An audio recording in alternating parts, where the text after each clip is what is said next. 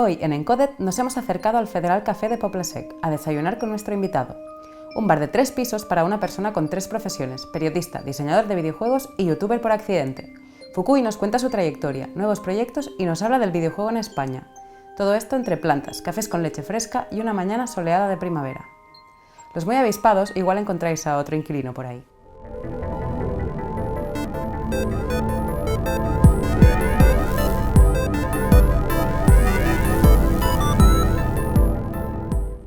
Hola chicos, bienvenidos una vez más aquí en Encoded, videojuegos y culturas sin interferencias.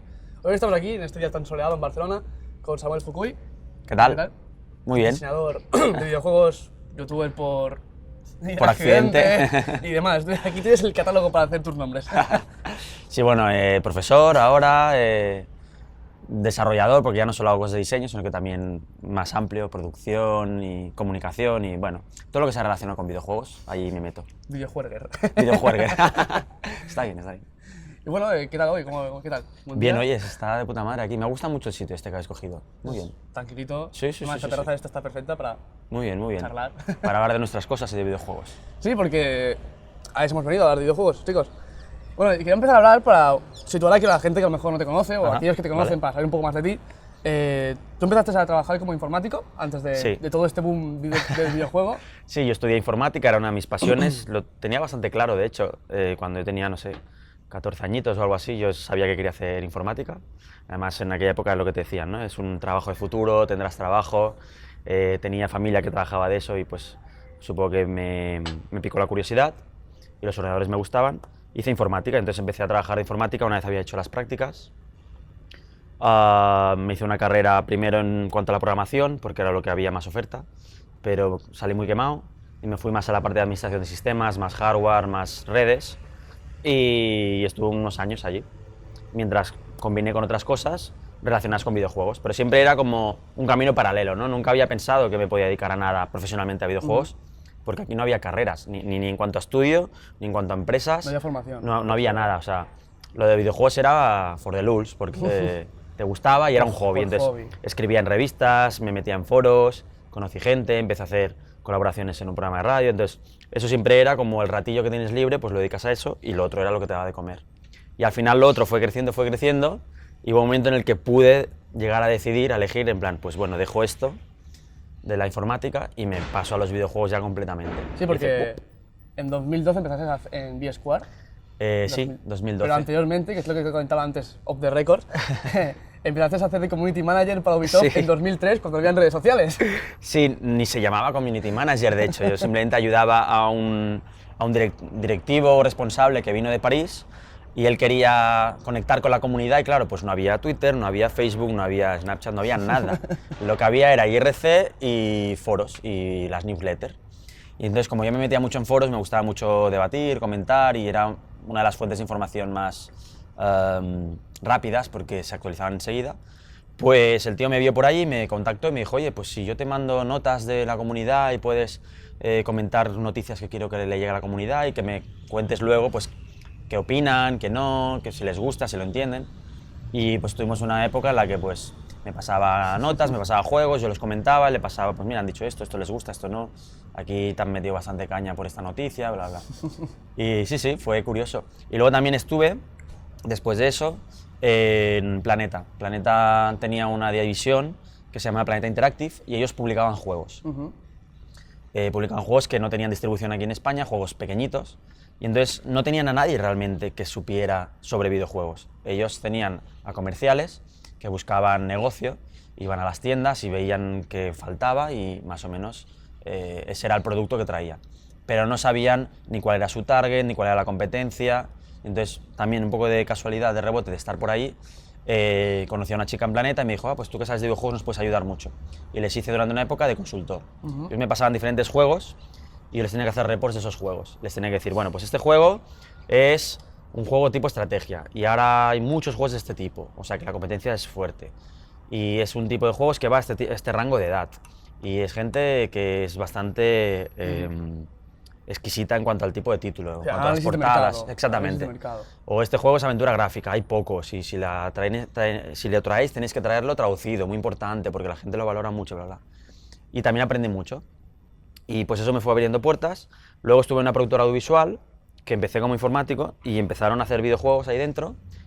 Contrataron a un chico de Ubisoft, de hecho, al final se cierra el círculo. Y empezamos a hacer prototipos. Tenían clientes y querían hacer videojuegos. Tuvimos un cliente que era Dorna, la empresa que tiene los derechos de las motos, de MotoGP. Luego también hablamos con Scalestric, luego hablamos con Digital Legends para hacer un partnership de nuestras propias IPs. Y luego una serie que empezamos a hacer, ahí yo dije, voy a intentar hacer mi propio proyecto ahí dentro. Y les propuse un videojuego de plataformas y tal. Y ahí también aprendí ya un poco de cómo se movía el mercado. Y eso fue lo que me abrió las puertas al final a VSquare, porque les dije, yo he hecho todo esto, pues... En 2012 empezaste en VSquare. En VSquare. ¿Cómo fue la entrada por la puerta? Bueno, fue muy agradable, la verdad. Me trataron muy bien desde el principio, era un estudio pequeño en aquel entonces. Ellos no buscaban tanto la experiencia de un diseñador, sino la confianza de alguien que no tuviera miedo a aprender, que quisiera emprender, que pudiera aportar ideas fuera un poco de lo más común, creativas, ¿no? Sí, y bueno, aprendí mucho en poco tiempo por necesidad y al final pues hice un poco de todo, desde el proyecto grande que tenían, que era Run Sheldon, hacer niveles y desarrollar nuevos power-ups y cosas así, a otros juegos diferentes, pues había un juego de palabras, luego me puse en un RPG, luego me puse en otra plataforma, o sea, fui tocando varios palos y aprendí mucho. La verdad que en 2 años y medio, sí, casi 3 que estuve, aprendí muchísimo. Además el estudio creció mucho, me permitieron tocar diferentes palos, que es lo que a mí me gusta. A mí me gusta aprender y si me ponen ahí y no sé qué está pasando, siempre, claro. me estoy inquieto. Quiero saber qué hacen los de arte, qué hacen los programadores, cómo venderemos el juego, cuál será la estrategia de comunicación. Porque al final un juego es un todo. O sea, el diseño es importante, pero la programación también, el arte también, la parte de comunicación y marketing también.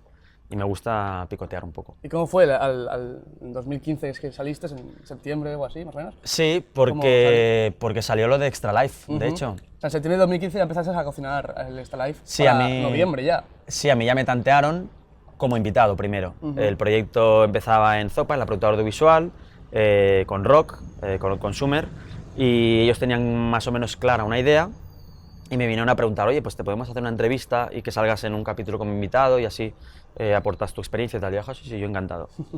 Ese proyecto fue mutando un poco, hubo gente que estaba en el proyecto que salió y entonces vieron que necesitaban a alguien de mi perfil. Y entonces como pues, les caí bien y vieron que podía encajar, dijeron, oye, ¿qué tal si en lugar de un invitado te incluimos como parte del proyecto? ¿Quieres involucrarte? Y dije, sí, yo encantado. Entonces, al principio realmente no sabía a dónde me iba a llevar esto, no sabía cuán grande iba a ser, cuánto tiempo le tendría que dedicar, pero cuando vi las posibilidades dije, pues mira, me voy a dedicar a esto.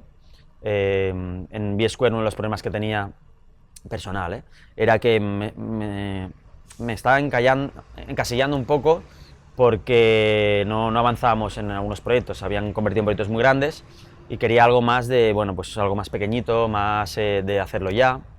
Y entonces lo dejé para hacer Extra Life y a partir de lo de Extra Life también me salió tu trabajo en Uplay Online, que estuve haciendo lo del YouTubers Live. Como ahí yo tengo un perfil de YouTube y de diseñador, pues dijeron, hostia, nos vienes perfecto, por favor, ayúdanos y tal. Y fue muy chulo, estuve poco tiempo porque ya no tenía más tiempo yo para dedicarle, pero fue muy chulo porque era lo que yo quería, era un proyecto en el que llegar, ¿no? Como decimos aquí, arriba y moldra, llegar y que ya podamos hacer cosas, que no me alargara mucho. Igual que lo de Extra Life, me gustaba mucho porque era algo que enseguida veías el resultado, ¿no? Cuelgas un vídeo y la gente ya tienes ese feedback. Sí. Que a veces es lo que pasa en videojuegos, ¿no? Que estás en tu cueva, ¿no? Estás en tu despacho, estás años y no ves la luz y no ves el feedback y a mí me gusta ver reacción, ¿no? Acción, reacción. Creo que se aprende mucho de la gente. ¿Y cómo es tu día a día como perfil de diseñador? ¿Cómo fue y cómo es hoy en día? Pues antes siempre había sido muy normal, es decir, yo soy una rata oficina y siempre había trabajado en empresas, con mi horario de oficina, y con más gente, y ya te digo, no encasillado en una mesa, sino un poco ambiente creativo, reuniones, hablando con gente y bueno, haciendo documentación, haciendo prototipos, modificando cosas en el editor de niveles, ese era un poco mi rol, ¿no? Sí, porque para la gente que no sepa a qué se dedica el diseñador de videojuegos, ¿puedes explicar un poco? El diseñador lo que hace es la lógica del videojuego. Por ejemplo, yo siempre pongo como Ejemplo, Mario Bros, que todo el mundo lo conoce. Entonces, hay gente que ha dibujado a Mario, gente que ha dibujado los enemigos, gente que ha programado para que Mario se mueva, pero luego hay el diseñador que ha dicho, vale, Mario salta, pero ¿cuánto salta? Salta así, salta así. Luego hay bloques que se rompen y bloques que no. ¿Cómo son los que se rompen y cómo son los que no? Y los que te dan monedas, y cuántas monedas te dan. Y los enemigos, hay que diseñarlos. ¿Cuántos enemigos van a haber? ¿Saldrán todos de golpe? ¿O cada cuánto saldrá uno? ¿Cada cuánto saldrá otro? El diseño de niveles. ¿Cuán largo es un nivel? ¿Qué caminos tiene ese nivel? Pues al final es la lógica, es un poco que sea divertido y que se pueda hacer. Porque muchas veces hay que pelearse con uno mismo en cuanto a que tú como diseñador te gustaría hacer una idea súper loca, esto será súper divertido, funcionará mucho, pero a lo mejor es inviable porque por temas de producción o de recursos no puedes, entonces te tienes que adaptar a lo que hay. Y eso es lo que hace un diseñador. Por otra parte, estamos hablando de tu perfil como diseñador, tu perfil como youtuber. Bueno. ¿Cómo inicia el hecho de, claro, tú te llamas a ti mismo youtuber por accidente? Sí. Eso siempre ha sido también otra cosa que surgió a raíz de que le dedicaba un poco de tiempo y era algo que me gustaba, fui aprendiendo y al final pues se ha hecho más grande. Sale a raíz de que empecé pues, a hacer artículos sobre videojuegos en revistas, entonces vi que me gustaba escribir, que me gustaba comunicar. A raíz de eso conocí a unos compañeros de trabajo que hacían un programa de radio. Sí, porque ¿en qué medios estabas tú antes de empezar como youtuber? Empecé a escribir, empecé en Vandal, porque era donde era más activo en el foro, y entonces ahí me miraron y me dijeron, oye, pues si te mandamos juegos, ¿quieres hacer análisis? Ah, pues sí. En Vandal, luego había enviado algún artículo en su día en papel para Micromanía y para páginas que ya no existen. Último nivel también, por ejemplo. Sí, bueno, eso fue un proyecto ya personal, es decir, después de escribir artículos, unos compañeros que hacían un programa de radio que se llamaba Moncada en Juego, sí, me invitaron un día como invitado, colaborador y tal, a hablar del Splinter Cell, el primero, de hecho, sí. Y pues fui allí, hablé de Splinter Cell y dije, oye, qué chulo esto de la radio y tal. Me dijeron, oye, pues si quieres otro día vuelves. Y yo encantado. Y volví para hablar de Guild Wars. Y ahí ya me quedé. Ahí ya dije, oye, pues esto me está gustando mucho. ¿Necesitáis gente y tal? Ah, pues sí, pues se te da bien y tal. Sí, pero la gente que ha conocido Moncada en Juego, estaba muy contenta con el programa. Sí, porque era algo muy bonito. Éramos de los primeros, era cuando empezaban a crecer los podcasts. De hecho, estamos nosotros y Game Over, no había nadie más hablando de videojuegos. Lo hacíamos de forma como estamos ahora, muy natural. Los dos, además. Estoy en Game Over y en, sí. en Moncada de Juego. Estoy en todos lados. A la gente le gustaba eso, la naturalidad, que poníamos un poco de humor al principio porque hacíamos unos sketches y luego hacíamos charla, debate, hacíamos noticias, o sea, era un programa bastante completo. Y pues el rollo de que cada semana tenías noticias nuevas, la gente lo seguía, sí. Pero bueno, el equipo se diseminó un poco porque, pues, motivos personales, la gente se fue, sí. La vida. Y entonces nosotros dijimos, pues queremos continuar con esta idea del podcast, vamos a hacer un programa un poco continuista, cambiando algunas cosas, y le vamos a cambiar el nombre porque, bueno, es otro equipo y tal, ¿no? Y le llamamos Último Nivel. Y entonces estuvimos 3-4 años en la radio, creciendo, ahí ya empezaron a aparecer más podcasts, y a raíz del podcast le había cogido gustillo al tema de la comunicación, ¿no? Entonces, explicar cosas, el estar delante de un micro. Y ya después hubo ahí un gap de tiempo, ¿no? En el que me fui a Game Over a colaborar, porque Último Nivel acabó. Y de casualidad conocí a unos youtubers que eran oyentes de Game Over. Entonces, un día hablando y tal, ah, pues tú eres Fukui de Game Over, sí. Ah, hostia, qué guay, no sé qué. ¿Y tú a qué te dedicas? Ah, pues yo soy youtuber. Para mí eso me explotó la cabeza, porque en aquel entonces no concebía que alguien se dedicara como trabajo a YouTube. Dije, ¿cómo que YouTube? En un momento, ¿qué es esto? Me lo explicaron, me pareció fascinante. No lo entendía al principio, pero me pareció fascinante. Y entonces, pues tuve buena amistad con ellos, buen rollo, hablábamos y tal. Y uno de ellos, Alex el Capo, me invitó a su canal, porque teníamos buen rollo, y me dijo, me gustaría hacer un vídeo contigo, así como estábamos ahora con una cerveza hablando de juegos, pues con la cámara, que la gente nos vea, que yo creo que a la gente le gustará. Y dije, bueno, pues es lo mismo que hacía en la radio, pues en YouTube. Dije, vale. Con vídeo, sí. Sí. Y claro, a raíz de allí, él pues es un youtuber súper grande, pues mucha gente me conoció y me preguntaban, ¿y tú no tienes canal? Y dije, sí, pero tengo 4 vídeos allí que los tenía por tener. Pues sube cosas, que nos gusta cómo hablas y tal. Dije, pues podría subir cosas, ¿por qué no? Y empecé a subir cosas. Y uno de los youtubers que había conocido, Chincheto, fue el que me puso el nombre de youtuber por accidente. Sí. Y yo encantado, o sea, a mí esto de lo que decía antes, esa comunicación que te ofrece, ya sea YouTube, ya sea la radio, lo que sea, me vale mucho, o sea, me enriquece. Me Y de gusta. aquí acabaste, bueno, como estábamos comentando antes, con Odd Consumer, al cual Sí. hicimos la entrevista anterior, fue a él, creo, sí. Sí. Acabaste haciendo el Extra Life. Sí. Tú como diseñador, él como la puerta del fanático que quiere hacer un videojuego, por así Exactamente. decirlo, y tú más como O sea, él es el la profesional. chispa que empezaba este proyecto desde la ilusión, desde el interés de aprender. Y yo era un poco el que lo acompañaba. Y al principio el proyecto era muy pequeñito, pretendía ser un juego muy arcade, que pudiéramos hacer entre dos, Sí, porque el realmente. juego iba de un niño que perdió la pelota de su padre Sí. y tenía que recuperarla y para recuperar pasan Tenía mil que cosas. pasar por casas y hacer como trueques. Y tenía que ser para móvil, y entonces cada partida tenía que ser diferente, porque los ítems que te daban en el trueque eran distintos. Y tenía que ser una partida un poco aleatoria y frustrante, en plan, ostras, no he conseguido el ítem, pues nada, vuelve a probar, y vuelve a probar.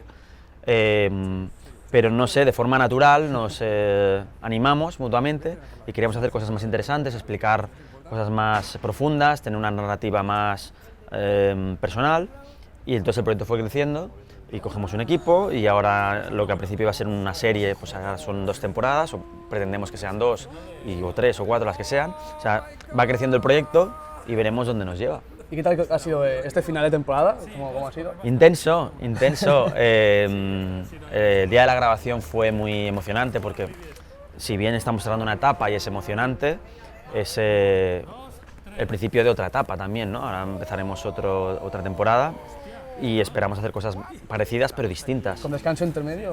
o sin Sí, descanso? habrá unas semanas porque hay que firmar y tema de contratos y todo, hay que preparar toda la burocracia, y hay que organizar un poco también la escaleta de qué contenidos tendremos, porque pues no podemos hacer exactamente lo mismo, porque hasta ahora estábamos en preproducción y ahora ya es producción, entonces la historia que hay que contar es diferente.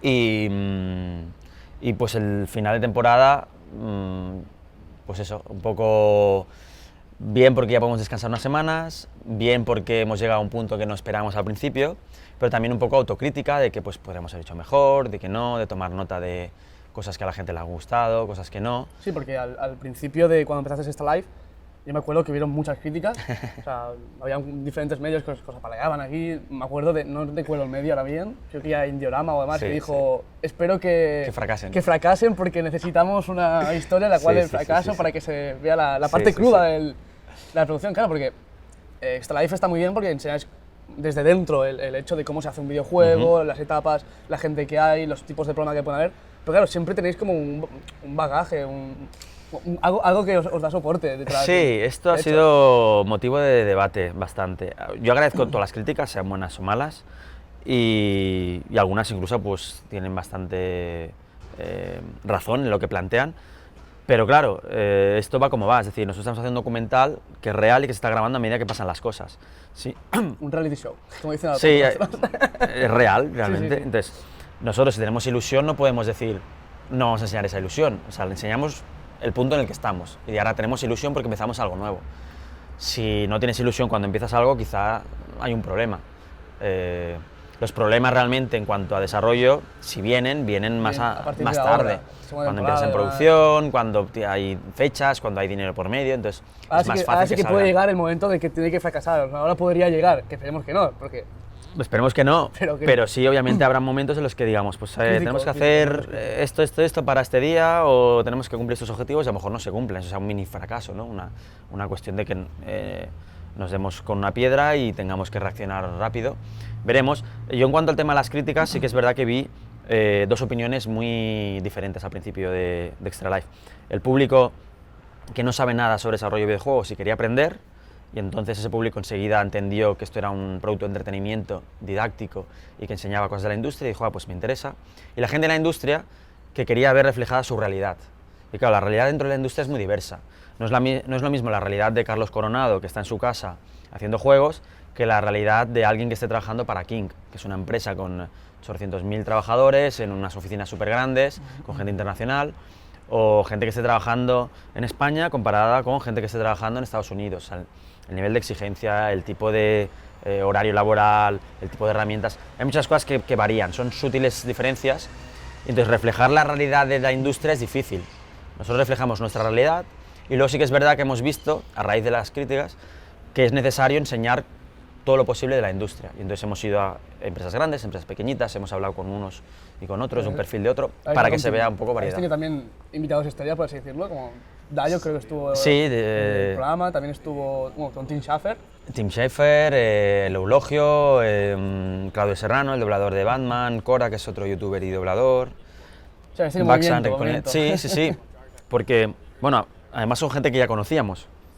Y entonces, pues aparte de tener confianza con ellos y que gente con la que confiamos en su criterio, era gente que creíamos que podía aportar. Podía decir cosas interesantes y a la gente le podía interesar. Entonces, pues por eso los invitamos. Porque si al final la historia es sobre Rocky y sobre mí, quizás es un poco aburrida. Entonces queremos que sea un poco coral, ¿no? También, y que nosotros no siempre seamos los que estemos contando cosas, sino que venga gente que sepa más que nosotros, que la hay, nosotros no sabemos tanto, y explique cosas. Y la verdad que a la gente le ha gustado y seguramente lo seguiremos haciendo. Entonces, a raíz de este live, has podido comprobar un poco cómo está la industria del videojuego desde dentro.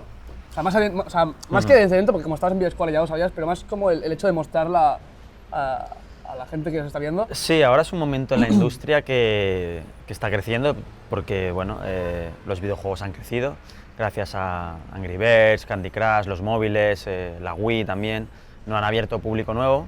Entonces está creciendo tanto el videojuego en sí, el producto, como las empresas.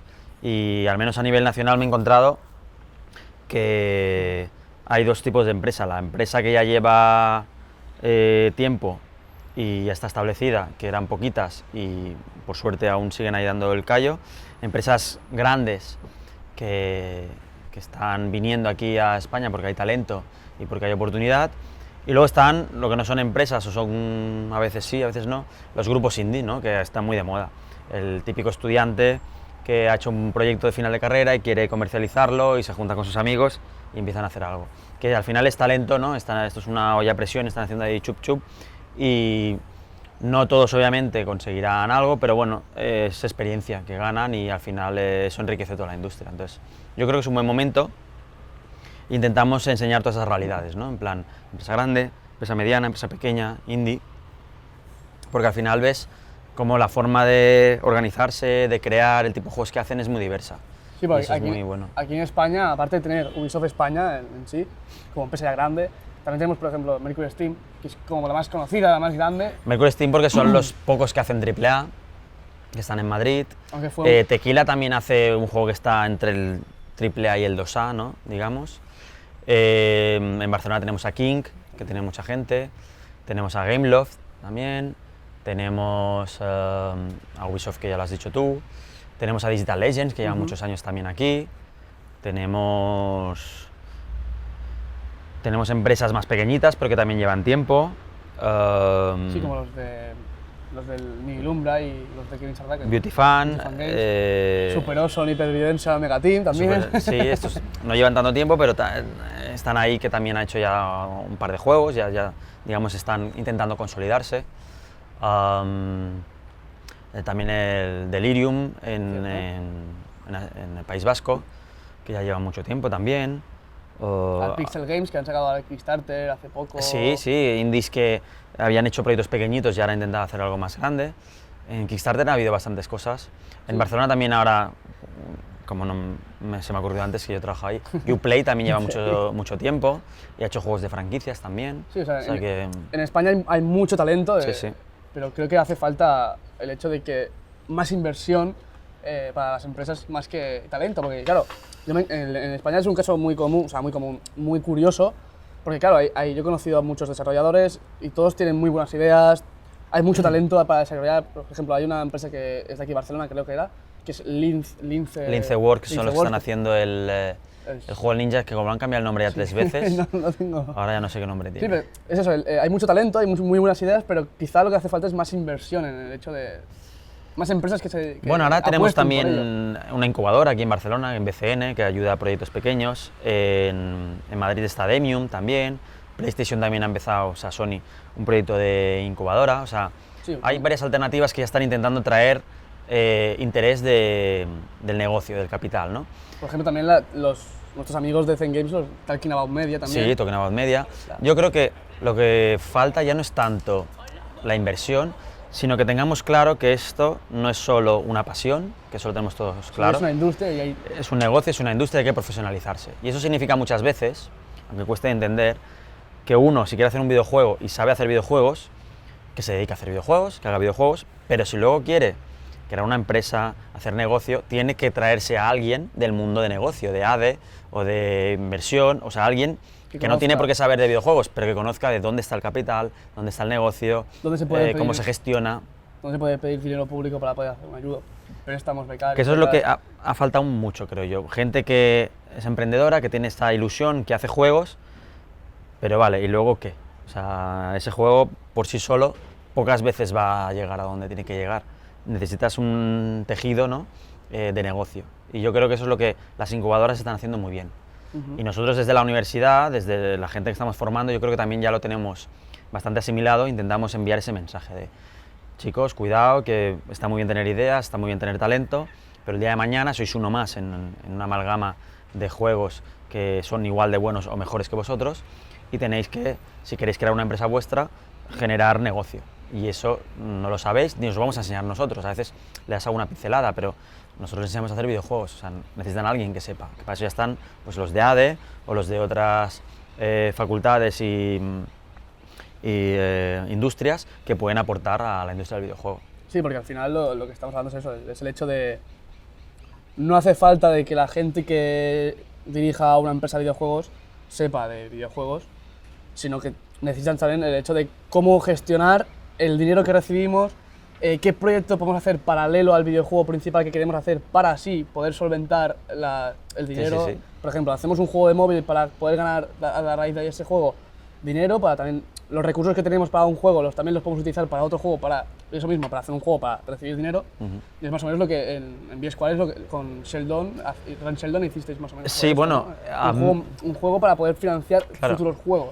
V-Square es una de las empresas que a mí me gusta poner como ejemplo porque, a diferencia de otras empresas pequeñitas, no empezaron diciendo vamos a hacer un juego y para hacer un juego necesitamos una empresa. Porque lo que pasa en esos casos es que luego muchas veces esa empresa no tiene continuidad, porque dices, vale, ya hemos hecho el juego y ahora qué. V-Square empezó de otra forma, vamos a hacer una empresa para hacer videojuegos y videojuegos de este tipo. Entonces para eso necesitamos esta inversión y este equipo. Entonces primero crearon el tejido, la estructura y luego empezaron a hacer juegos. Y yo creo que es una aproximación bastante válida, es decir, si tú quieres hacer negocio, ten claro qué negocio cuál va a ser tuyo, haz un plan de negocio, haz un plan a años vista, no solo hacer un juego y luego ya veremos, no. Plantéate el retorno que tendrás, qué otros proyectos paralelos puedes tener para que si una inversión de uno no funciona tengas de otro. Y eso es lo que muchas veces haces, no sé. Pues, es mirarlo como negocio, tener una visión de negocio en sí, en el proyecto. Y bueno, y para acabar un poco también la entrevista y demás, me gustaría saber también tu visión como youtuber por accidente, también el hecho de que ahora esté todo esto en auge. Y más que nada el hecho de que ahora los youtubers están muy de moda, todo el mundo quiere ser youtuber porque se piensa que hay dinero aquí, que esto es un no parar de recibir billetes. O sea, básicamente es la visión de como youtuber, con tus seguidores, con tu comunidad y demás, el hecho de cómo ves tú este movimiento en YouTube. Bueno, hay varias cosas que yo comentaría. Uno, que es verdad que la imagen que se tiene desde fuera. Pues la que venden los medios, más que nada. Casi. Sí, o la que la gente se ha apropiado, porque quizás es de lo que más se ha hablado. Creo que es una imagen que no corresponde a la realidad, es decir, el youtuber de éxito que vive de esto... Son contados. Son como los futbolistas de élite, ¿no? O sea, son... Bueno, yo diría que en España, gente que viva solo de YouTube, a lo mejor hay 15 o 20, no hay más. Los demás, que hay bastantes, a lo mejor ya tienes 100, 150, son youtubers que viven gracias a YouTube. Es decir, YouTube les sirve como una plataforma, un escaparate en el que se dan a conocer, gracias a YouTube tienen unos ingresos, pero los otros ingresos que obtienen son pues, de dar charlas, o de hacer promociones, o de hacer campañas, o de hacer consultoría, depende siempre del sector, ¿no? Pero es decir, YouTube es un complemento a otras cosas y esas otras cosas les llegan a través de la fama o de la repercusión que tienen en YouTube. Entonces, yo creo que hay que tener bastante claro esas dos cosas. Y luego otra tercera cosa que es que mucha gente se quiere hacer YouTube por el hecho de ser youtuber. Y yo creo que eso es un error. O sea, yo creo que hay que, si quieres hacer YouTube, o sea, si tú quieres hacer contenido en YouTube, si tú quieres hacer vídeo, que sea porque tienes algo que decir. O sea, primero piensa cuál es tu mensaje, cuál es tu idea a la hora de transmitir, qué es lo que esperará la gente de ti, qué te apetece comentar Y luego ya vendrá lo de ser youtuber. Es decir, YouTube es, al final ha de ser, yo creo, o yo lo planteo, como un medio.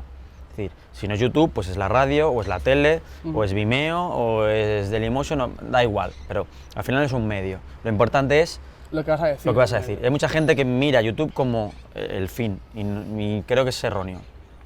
Porque al final entonces pierdes el mensaje, o sea, al final te conviertes en esa figura que te decía antes fuera de cámara, que parece que está cortada con el mismo patrón.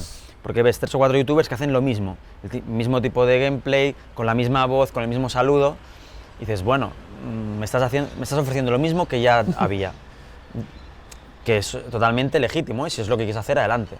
Pero creo que lo interesante es añadir valor, ¿no? Hacer cosas diferentes. También el hecho de que se ha visto un poco también cómo YouTube está como marcando el paradigma actual de lo que viene a ser la comunicación y el periodismo, por ejemplo. O sea, muchos medios, sobre todo en videojuegos y entretenimiento, es donde más se ve el hecho de el periodismo está en declive y como los youtubers llegan a más gente, Sí.